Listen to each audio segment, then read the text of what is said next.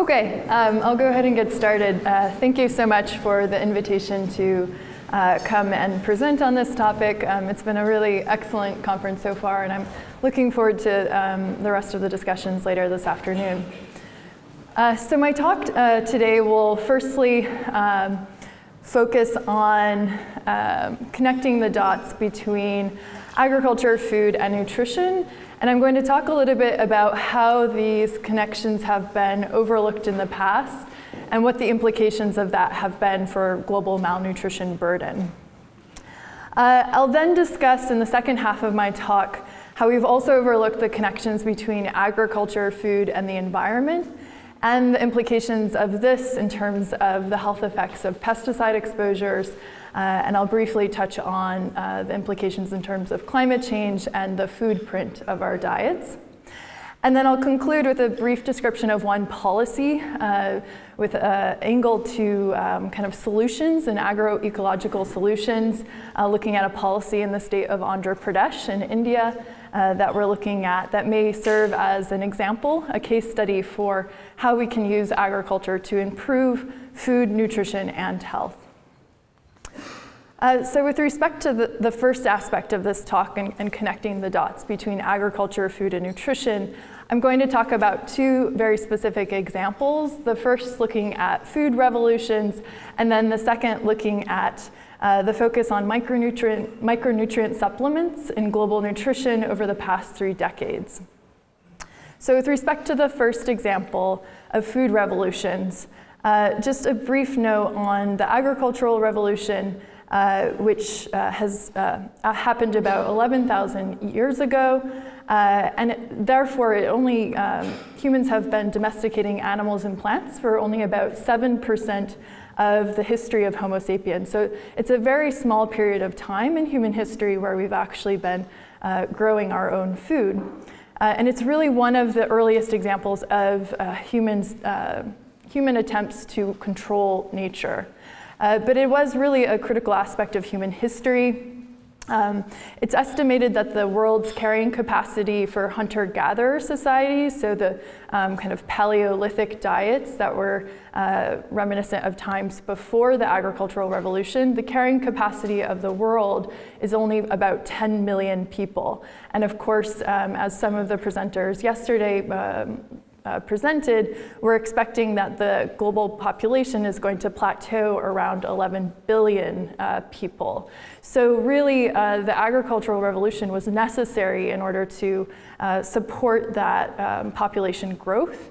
And it was also necessary in terms of specializations of occupation. So with the advent of agriculture and settlements and increases in population size, people were able to actually specialize in terms of their occupation, and this of course led to many of the technological advancements that we've seen today. But one of the unexpected and adverse outcomes of the agricultural revolution was that we saw an immediate decline in diet diversity.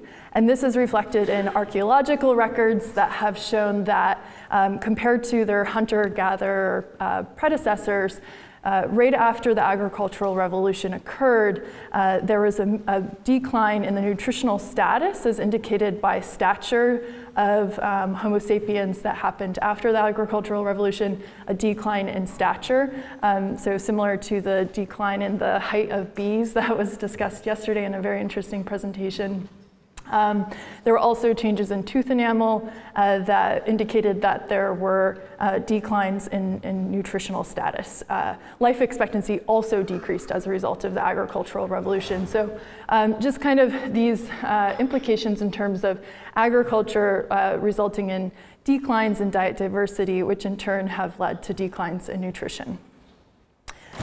So fast forward several thousands of years to the green revolution of the 1950s and 60s, and we really see a similar trend occur where with the green revolution and advances in agricultural technology, primarily three things: the hybrid seeds, synthetic nitrogen fertilizer, and improved irrigation systems, we saw nearly a tenfold increase in yields of rice and wheat.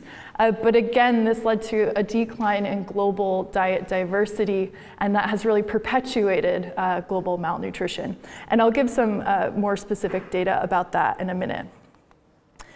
So I think one of the things that several speakers in this conference have tried to present examples about are kind of what does the future look like, and is there a bright future in terms of global agriculture and food security? And I think that there are a lot of unknown answers here. There's been a big focus in high-income countries on precision agriculture, indoor farming, geothermal greenhouses like the one shown here. But there are a lot of questions about whether or not those technologies will be available to the vast majority of the world's farmers, many of whom live in low-resource settings. There are also questions, for example, in the US about will farmers actually adopt these technologies? The average age of farmers in the US is above 60 years of age, and so they're older populations, and are they going to take up these new technologies? So I think there are a lot of unanswered questions about what the next food revolution will look like.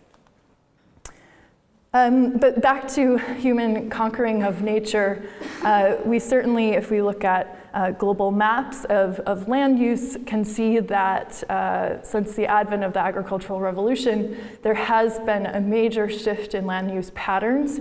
This is just a recent map that USGS came out with last year that shows global cropland, and about 15% of land is cropland, and as mentioned previously, about 40% total, if you include livestock, is accounted for with agriculture production. So there's really not much arable land left in order to expand crop yields. So I'm just going to give two specific examples of that shift in diet diversity that's occurred as a result of these food revolutions. So here I'm showing data from India that I've extracted for the pre-green revolution, which is the column on the left, and then the post-green revolution on the right. And what you can see is there's been a huge increase in terms of rice and wheat production, as well as oil seeds for vegetable oil. But at the same time, there's been a decline in crop production for very nutrient-dense foods like pearl millet and chickpea, which of course is a really important plant-based protein. So there have been these massive shifts at the national level in India that have resulted in changes in dietary patterns. If we look globally, there's also been an increasing homogenization of diets. So this figure is just showing the annual shift in crop production across more than 100 countries globally. And what I wanted to highlight on the far right is that there's been a major increase in crops that were emphasized by the Green Revolution. We've seen that wheat and rice are replacing the more nutrient-dense staple grains, which are declining, shown on the left, like barley and sorghum. And we've also seen a big increase in vegetable oil seeds and sweeteners, which of course are supporting the processed food industry. And so today, it's estimated that 90% of our food supply is coming from just 15 of the crops shown on the far right. So major concerns about dietary diversity and subsequent nutritional status. So when we look at the three crops that account for the majority of calories consumed around the world, that's rice, wheat, and maize. This figure, I just wanted to show the nutrient composition of those three major crops globally relative to the recommended intake. And what you can see is that for some of the key nutrients, for example, vitamin A, but also iron and protein, really for all of the vital nutrients that I've shown here, these three staple crops are very low in nutritional content, much lower than the required intake. And so if 90% of your calories come from these three crops, of course you'll see an increase in malnutrition globally. So in order to fix this issue, the global nutrition world over the past 3+ decades has focused on micronutrient supplements and trying to fill the nutritional gaps within these three staple crops with pills. But we haven't seen a major improvement in global nutrition. And so one of the things that I wanted to propose to this audience is that this solution of patchwork of nutrient pills to compensate for the loss of diet diversity is probably not a high impact or sustainable solution in the long run for improving global nutrition. So here I'm just showing some statistics on global patterns for childhood stunting and overweight, two of the main indicators of malnutrition we use. And you can see that despite widespread efforts over the past 30 years to address stunting rates, there has been a relatively small decline in stunting. We haven't actually had a huge success, and very few countries actually met the Millennium Development Goal targets for stunting. And at the same time, we're not doing very well on the other end of the malnutrition spectrum, and we're seeing unprecedented increases in childhood obesity. So we haven't really addressed these major global nutrition challenges. As a result, today, it's estimated that 1 in 3 people around the world are experiencing some form of malnutrition. Among adults, the primary form of malnutrition that they're experiencing is overweight and obesity. But we also see this persistent prevalence of anemia, especially among reproductive aged women. And then among children, we still have this unfinished agenda of stunting and this ever-increasing burden of overweight. This focus on micronutrients has also resulted in weird things like this happening. So this is an example of biscuits or cookies that are sold in India very widely. And you can see that there's really inappropriate marketing of these biscuits, which are very poor in terms of nutritional quality, marketing these as being healthy for kids and being growth promoters for kids because they've been fortified with the micronutrients that wheat does not have. And so you also get things like this, major multinational food companies who think that they can solve global malnutrition by putting these products into schools. So in this case, the manufacturer of these biscuits, who thinks that if we get all of these biscuits into schools in India, we'll solve the iron deficiency issues that children are facing in India. And I think that this is a really unfortunate situation as someone who studies the overnutrition and overweight and obesity, which are increasing at a much faster rate than we're seeing a decline in undernutrition in India. So I think that this has been a very misguided approach to global nutrition over the past 30 years. So why instead have we not, over the past 30 years, focused on improving intake of healthy foods? So diversifying diets to improve nutrient density of what people are eating.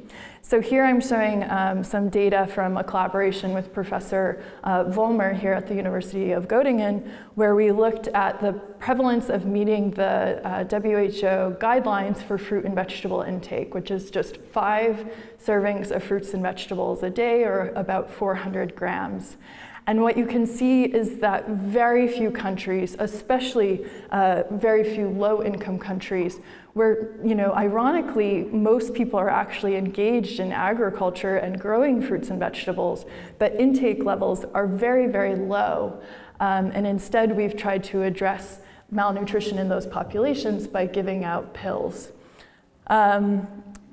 In the US, we aren't doing so well either, still below 15% for both fruits and vegetables in terms of meeting the guidelines. So really are not performing well in terms of eating healthy foods.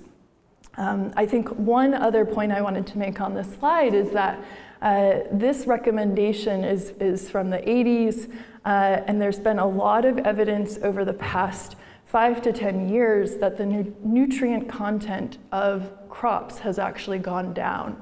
And therefore, people like Professor Sam Myers at Harvard have advocated for higher intake recommendations in order to compensate for the lower nutritional content of our crops today. And so I think that this is especially worrying because the bar is set low for these guidelines. But there is a little shimmer of hope in the future, especially over the past year. So earlier this year, 2 seminal reports came out in The Lancet. The first, which was the first attempt to look at what they're calling a planetary plate. Trying to define what a healthy, sustainable diet looks like for global populations. And that plate is half a plate of fruits and vegetables, a quarter of a plate of coarse grains, whole grains, and a quarter of a plate of plant-based proteins. Also in The Lancet earlier this year, we published a paper on the global syndemic. So trying to understand what the underlying drivers of undernutrition, obesity, and climate change are, and solutions that could address all 3 of these outcomes. And then just a couple of weeks ago, a very exciting report from UNICEF on the state of the world's children, for the first time ever, recognizing that foods and underlying food systems are the key drivers of global malnutrition, and advocating for food-based approaches to addressing nutrition rather than pill-based approaches. So lots of exciting developments over the past year. So now on to the second half of this talk, where I'm going to focus on some of my research related to pesticide pollution globally, as well as some work on the links between food systems and climate change. So over the past 5 years, I've been trying to develop international capacity for biomonitoring of exposures to pesticides. And so we have some of the first insights into the levels of exposure that individuals who are in agricultural communities globally, the levels of exposure to pesticides. So here I'm showing results from 2 studies, the one on the left from Bangladesh and the one on the right from India. And the 2 pesticides that I'm highlighting in this slide from Bangladesh are potent, highly hazardous organophosphates, and these are levels in pregnant women that we tested. And you can see the levels relative to the US are much, much higher, especially for nitrophenol, which is a metabolite of parathione, which some of you may be familiar with. So extremely high levels, and these levels can't really be captured by self-report because a lot of farmers don't actually know exactly what pesticides they're applying. And the exposures that they're getting tend to be much higher because of the lack of use of personal protective equipment and storage of these pesticides in the home. So we really need improved biomonitoring to capture these huge differences. On the right, looking at India, you can see the key metabolite of DDT, the classic insecticide that was banned in the US and in Europe in the 70s, but is still produced in India today and used widely. So of course, we saw very high levels of this metabolite in people in India. So quite concerning levels of exposure to pesticides.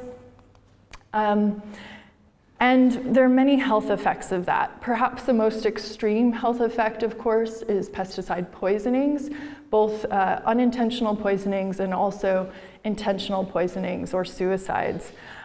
This is a figure from a group from the Center of Pesticide Suicide Reduction at University of Edinburgh, and they have studied Sri Lanka in particular to a great extent, and in terms of the numbers of pesticide suicides that have occurred. And they've looked at especially pesticide bans. So if you ban these highly hazardous pesticides, for example, endosulfan, what are the trends in pesticide suicides? And you can see that with pesticide bans, there are indeed significant declines in suicides because you take these highly hazardous, chemicals out of the homes of individuals so they don't have ready access to consume them. So the WHO, about sometime in the late summer, the WHO came out with a statement that the most cost-effective strategy for reducing suicides globally is actually a pesticide ban. In terms of other health outcomes with respect to pesticides, one of the health outcomes that I've been most interested in studying is diabetes. Many pesticides have been identified as endocrine disrupting chemicals. So I have two examples from our work in India. This is a study that was done several years ago by colleagues at Sri Ramachandran University in southern India. And what it shows is the BMI, which is a measure of excess adipose tissue in the body, and then the prevalence of diabetes between three different categories of individuals. The first category on the far left, these are office workers living in a city.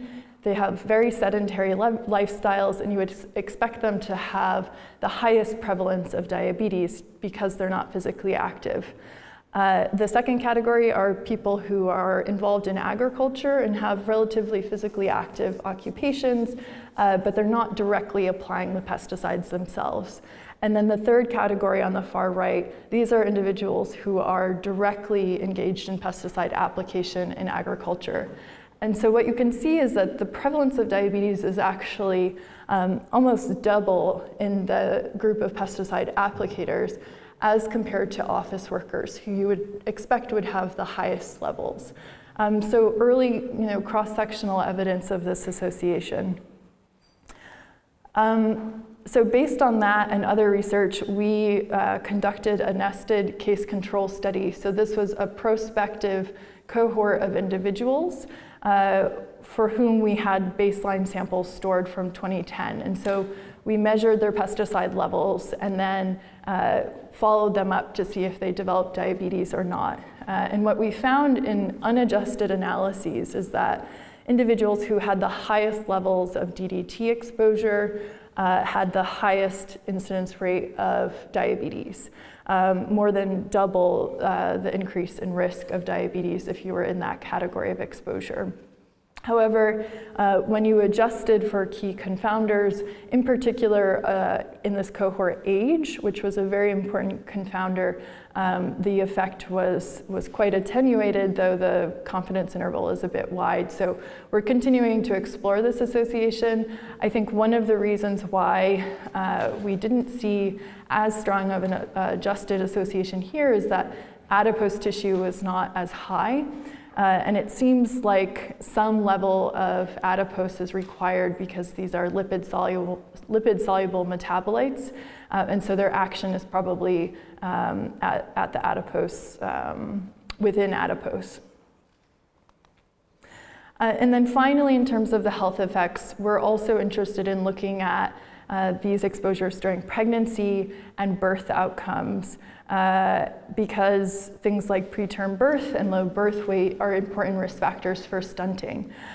So we've looked at the exposure to organophosphates in that study in Bangladesh, and exposure during pregnancy and preterm birth and low birth weight. And we found that high levels of exposure to organophosphates, especially this parathione, seems to increase risk of preterm birth.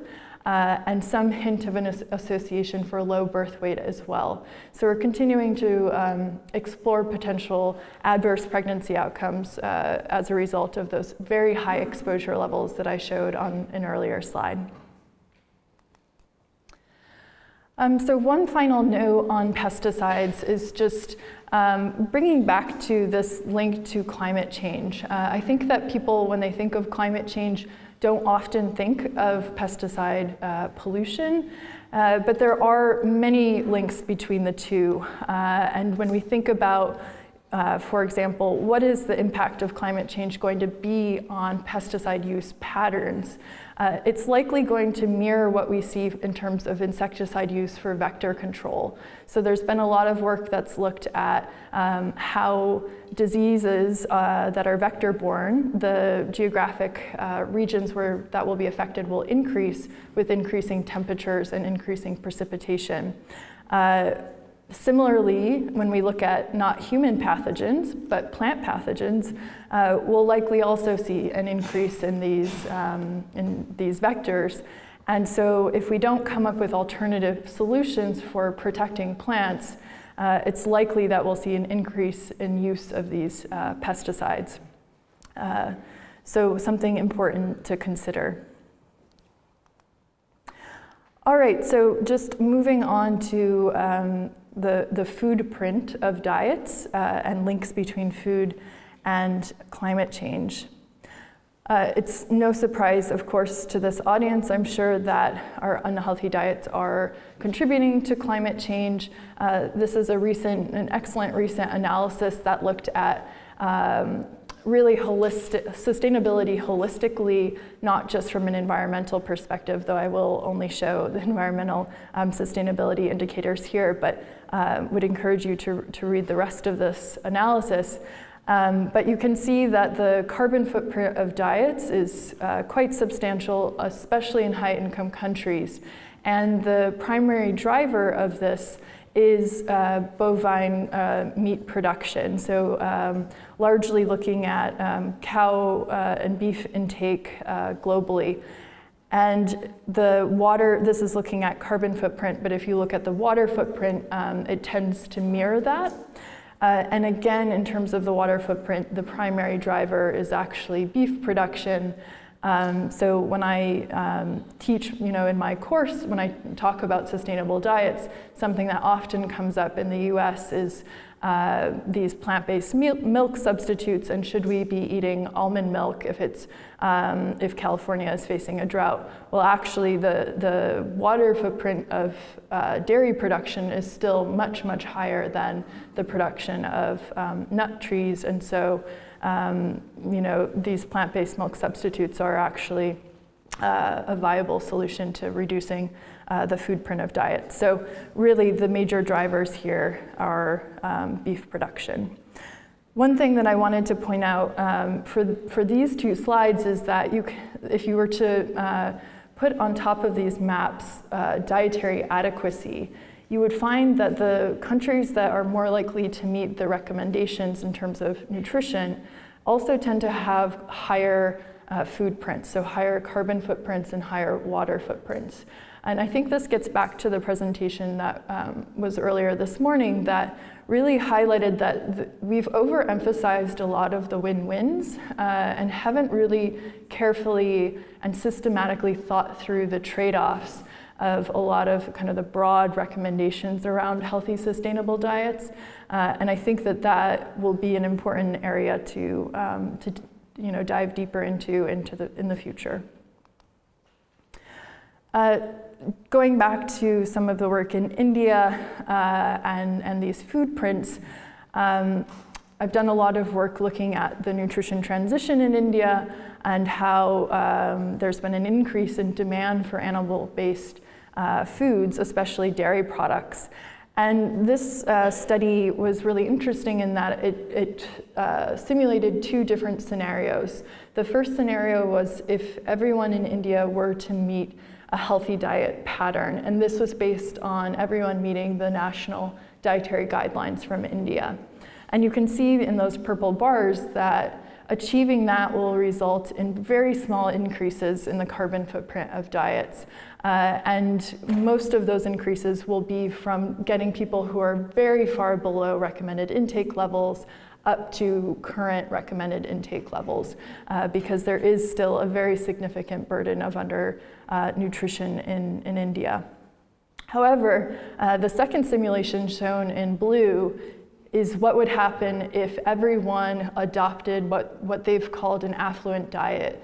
This is a diet characteristic of the nutrition transition and characteristic of what people who are living in urban areas and are high income in India are currently consuming. So if everyone in India were to consume those diets, there would be a massive increase in terms of the food print of diets in India. And really, I think one of the takeaways from this study is that even if you don't care about the kind of adverse health effects of these so-called affluent diets, if you care about the environmental footprint of those diets, you should be advocating to push people more towards a healthy dietary pattern rather than this pattern characteristic of the nutrition transition.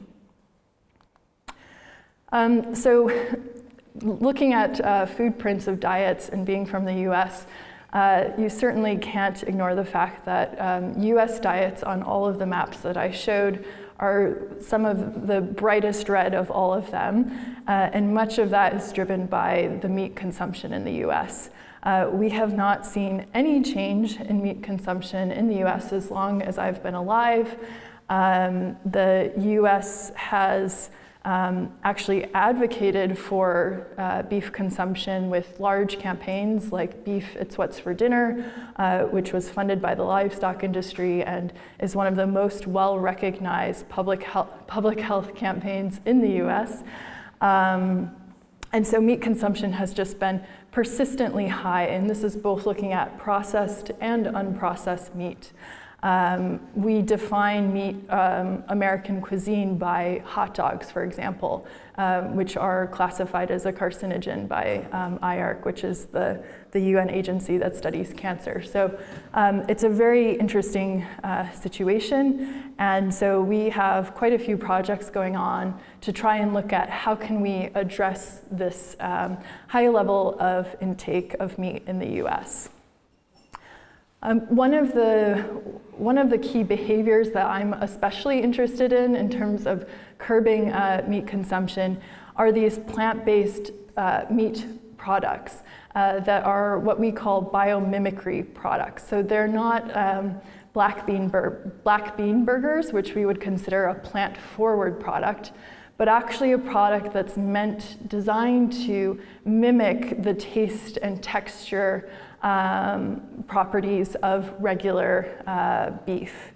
And so in particular, I've been interested in these plant-based biomimicry burgers, so things like the Impossible Burger, and I think what more common here is the Beyond Burger. But these are two burgers that are designed to really taste like meat. They bleed to some extent. The Impossible Burger has a heme protein that's grown in yeast cells. So it's a plant-based product that has heme. And so they're very interesting, very ultra-processed foods. But I like to think of these as a means of changing behavior. So it's much easier to substitute beef than to completely eliminate it. And so I think of these as a sort of nicotine patch in which people who eat meat regularly could think of this as a temporary way to wean themselves off of eating beef and onto more plant-forward products like black bean burgers. So we've been studying the consumer behavior around these burgers in the US over the past year. Just showing some early results from one of our studies. So we're going out to fast food restaurants in the Boston area and surveying people as they leave the restaurants. So what we found so far is that about 10% of people who go to these restaurants are buying this Impossible Burger, which is consistent with what the industry is citing. And I think one of the most promising findings is this final bullet, which is that about a third of people who buy these burgers report eating meat almost every day in the past week. This means that it's not vegetarians and vegans who are buying this, or not solely vegetarians and vegans, but also what we would consider heavy meat consumers who are buying this product. So it's definitely targeting the group that we would need to target in order to see reductions in meat intake in the US. However, we have some worrying findings that also lend support to needing context-specific research.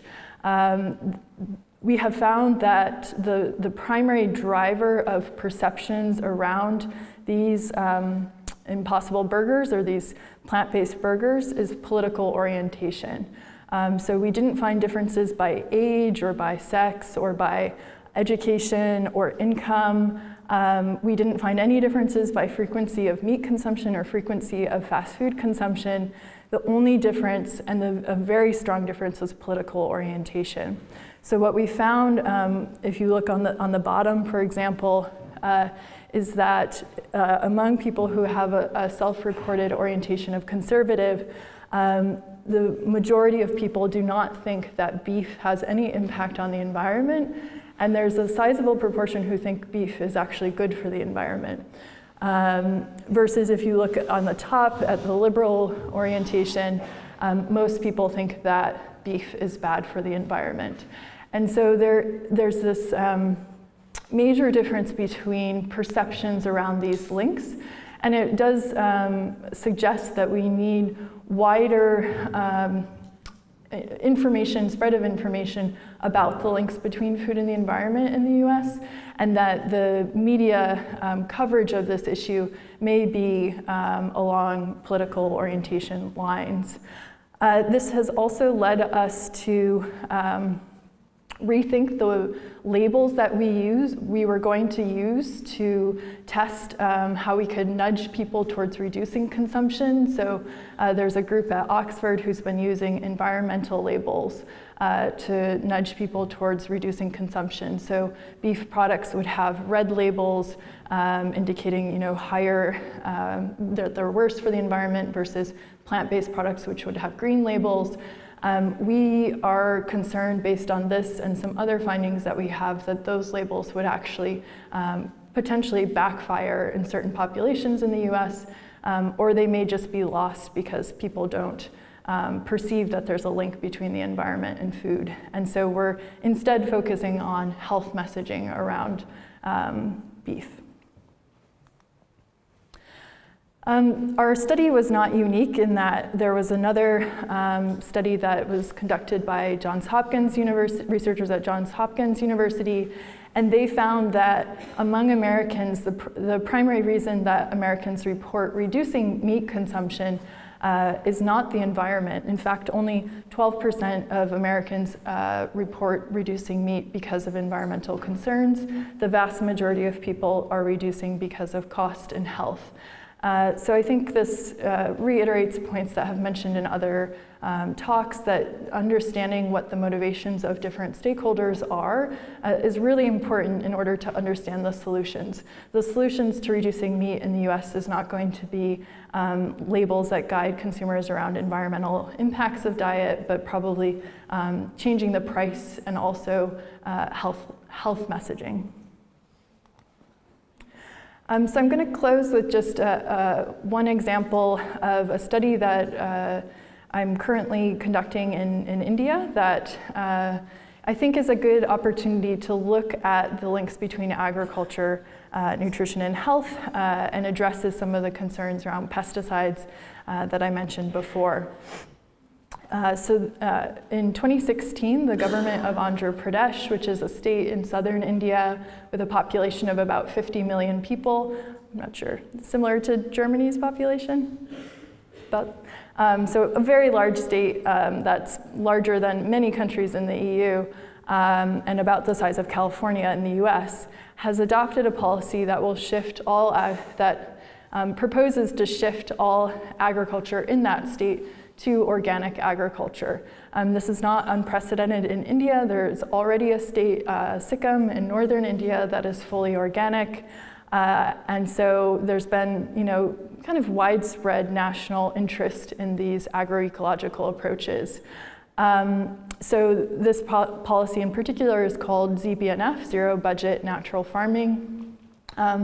And it's not just about eliminating pesticide exposures, but it also involves, in particular, these other agroecological approaches, but the one I'm especially interested in is use of local seeds and increases in actually the diversity of crops that are planted there.